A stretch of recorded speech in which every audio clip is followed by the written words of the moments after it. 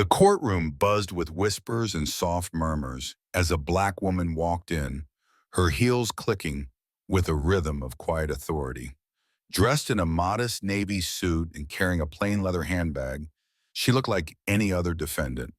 Her name, Renee Marshall, was unfamiliar to most in the room, and that's exactly how she wanted it. Judge Whitmore glanced down at the file before him, sighed with disinterest, and peered over his glasses.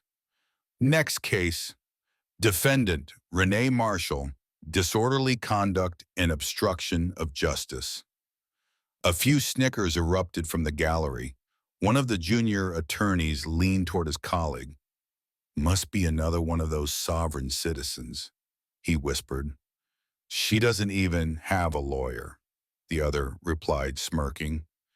Renee stepped forward calmly, her expression unreadable, her posture perfect.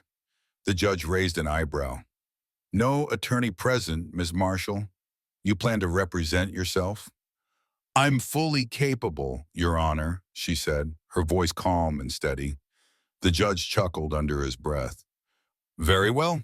You're charged with interfering with a federal investigation. That's a serious accusation. What exactly were you doing near a restricted crime scene?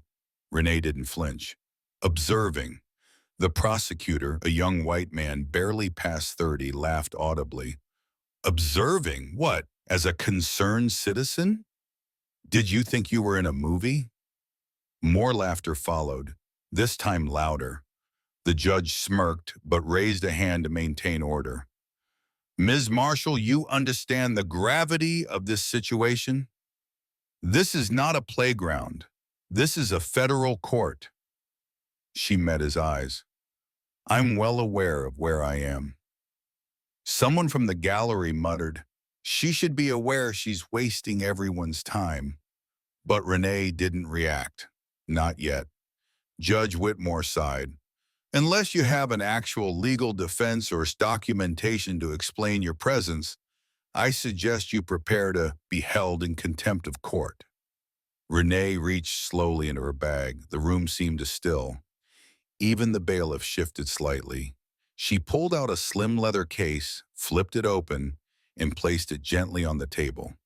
It wasn't just any badge. It was a United States Secret Service credential, complete with her name, photo, clearance level, and federal ID.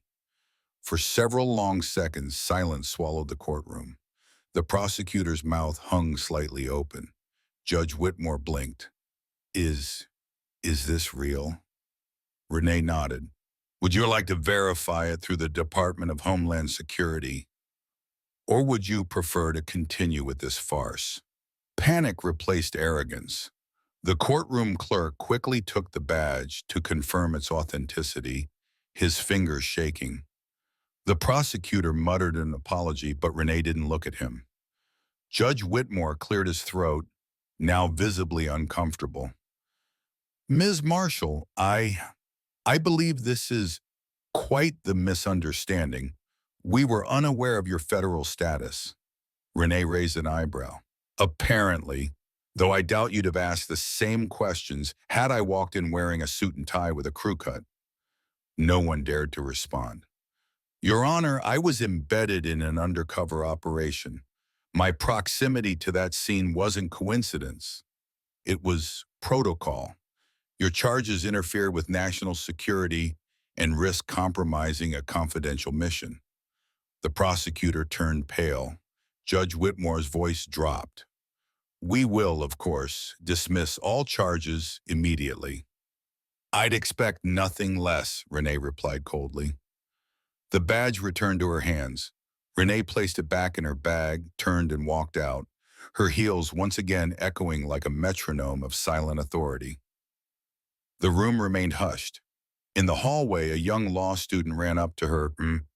Ma'am, I just wanted to say, you were incredible in there. Renee gave a faint smile. Don't be impressed by silence. Be worried about why they were so loud to begin with. And with that, she disappeared down the hall, not looking back once.